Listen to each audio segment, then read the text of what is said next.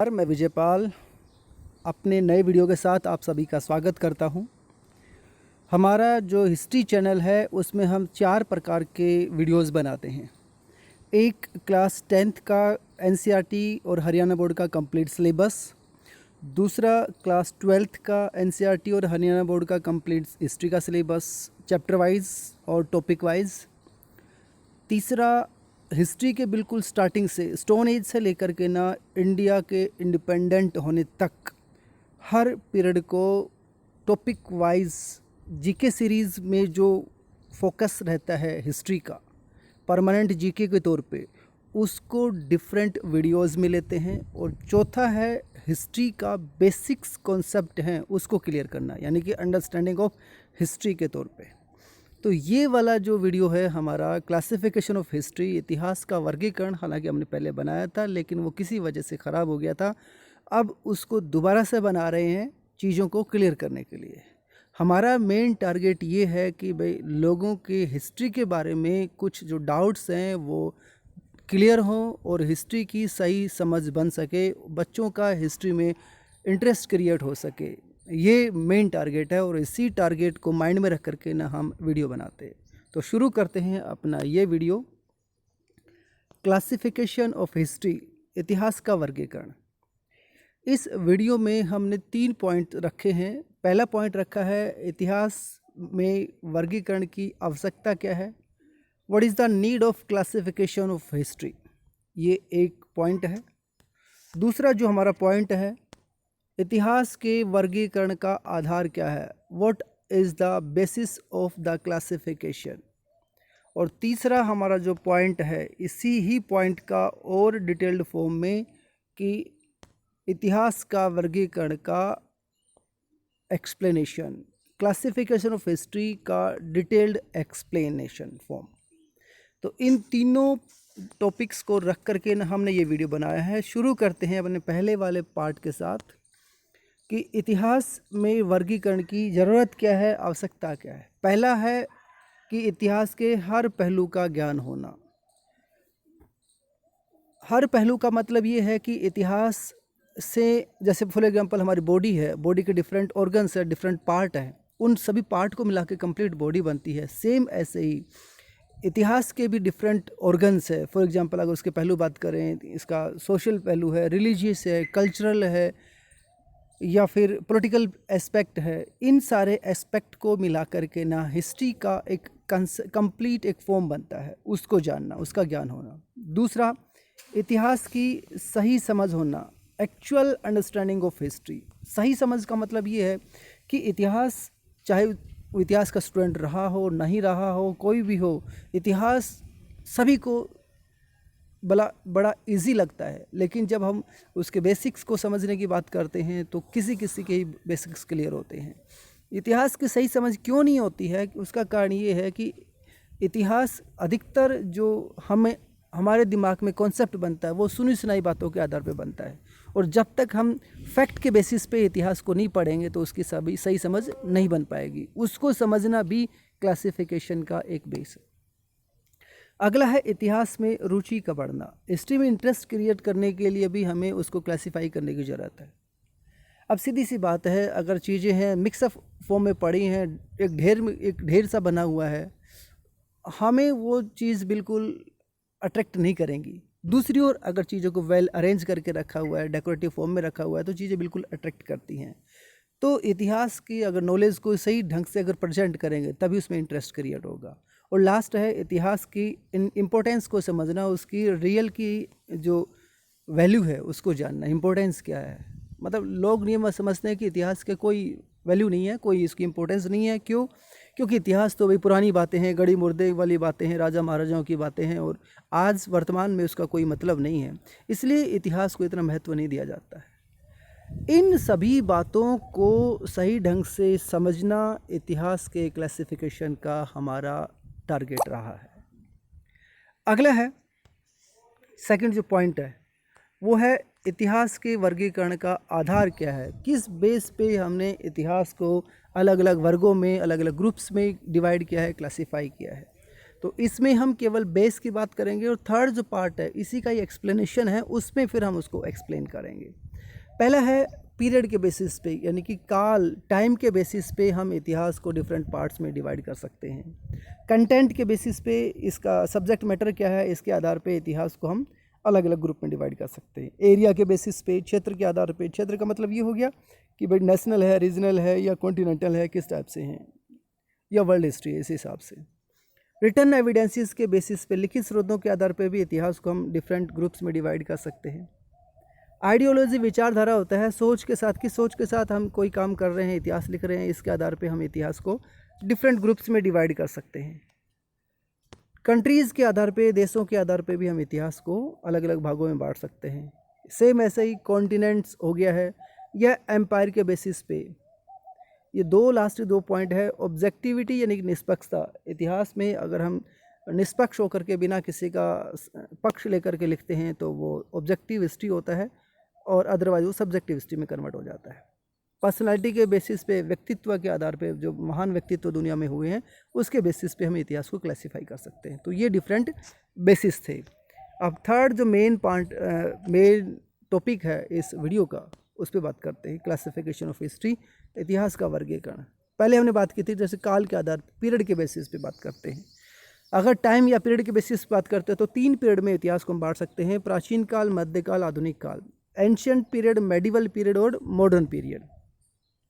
Ancient period में हम human के ओरिजिन से लेकर के, मानव की शुरुआत से लेकर के 7वीं सदी ईस्वी तक के काल को लेते हैं, यानी कि हर्षवर्धन और उसके आसपास के काल को ले सकते हैं।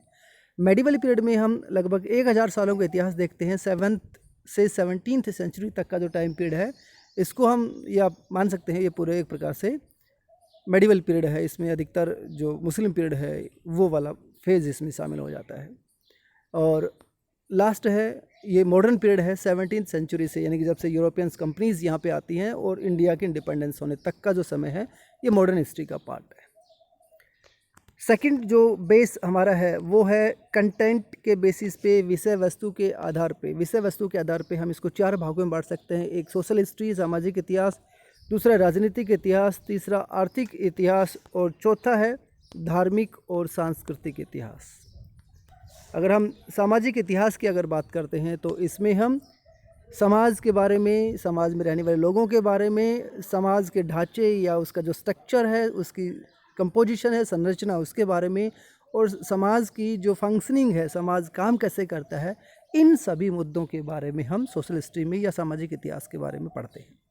पॉलिटिकल हिस्ट्री में, राजनीतिक इतिहास में हम लॉज की या पॉलिटिकल सिस्टम की, रूलर्स, राजाओं की, उनके युद्धों के बारे में, रूल रेगुलेशन, नियम कानूनों के बारे में, लोगों के राइट्स के बारे में, और एम्पायर्स जो साम्राज्य हुए उन सब के बारे में हम राजनीतिक इतिहास के बारे में पढ़ते हैं। आर्थिक इतिहास में हम पढ़ते हैं कि जो हमारी इकोनॉमी है, अर्थव्यवस्था है, उसके जो अलग अलग क्षेत्र हैं, जैसे एग्रीकल्चर हो गया, इंडस्ट्री हो गया है, व्यापार, इंपोर्ट एक्सपोर्ट, आयात निर्यात, इकोनॉमिक कंडीशन, आर्थिक स्थिति, करेंसी, टैक्सेस, और इन सभी के बारे में, यानी कि all the sectors of economy के बारे में हम उसके बारे में पढ़ते हैं।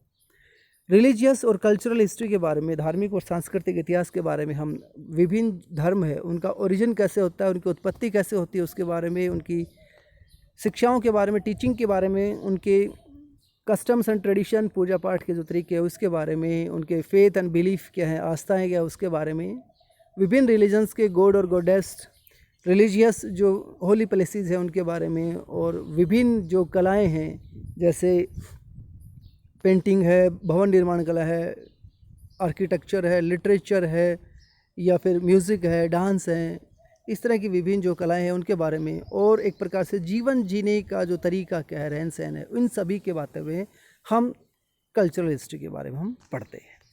ये तो सेकंड पॉइंट था, सेकंड बेस था। और थर्ड जो है वो है क्षेत्र के आधार पे, एरिया के बेसिस पे हम इसको सब पॉइंट बना सकते हैं। पहला है विश्व इतिहास, जिसमें दुनिया के महत्वपूर्ण देश है उनके इतिहास के बारे में पढ़ते हैं।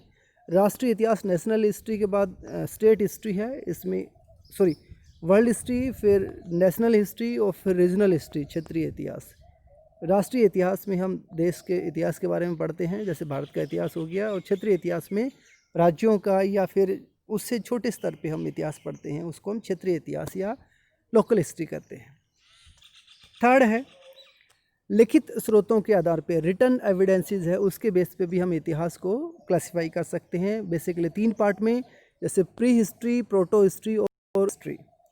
प्री हिस्ट्री वाले पीरियड उस पीरियड को बोलते हैं जब हमारे पास रिटन एविडेंसेस नहीं है और पूरी तरह से अलिखित स्रोतों का काल है। मोस्टली जो हमारा एंसेंट पीरियड का काल है वो इसी तरह का ही काल है।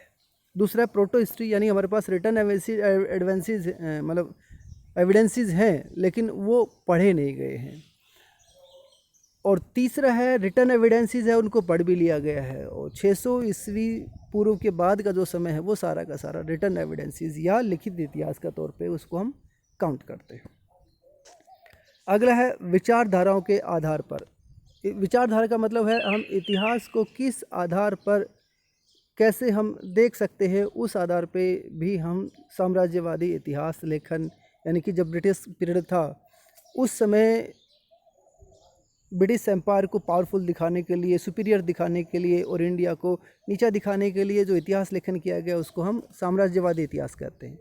दूसरा राष्ट्रवादी इतिहास, जब भारत में राष्ट्रवाद का विचार शुरू होता है, देश की आज़ादी का आंदोलन चलता है, तो उस समय लोगों में राष्ट्रवाद की फीलिंग क्रिएट करने के लिए इतिहास, इंडिया की अच्छी बातें हैं उसको दिखाया गया है, तो उसको हम राष्ट्रवादी इतिहास कहते हैं। मार्क्सवादी इतिहास कार्ल मार्क्स की विचारधारा पर आधारित इतिहास है। इसमें यह माना जाता है कि जो आर्थिक जो पहलू है उसी के हिसाब से इतिहास घूमता है, यानी कि जिन लोगों के पास संसाधन हैं, रिसोर्सेज हैं, वो एक प्रकार से शोषण करते हैं और जिनके पास रिसोर्सेज नहीं है उनका शोषण होता रहता है। और समाज में इस तरह के 2 ग्रुप हमेशा से बने रहे हैं। इस तरह का इतिहास है मार्क्सवादी इतिहास कहलाता है।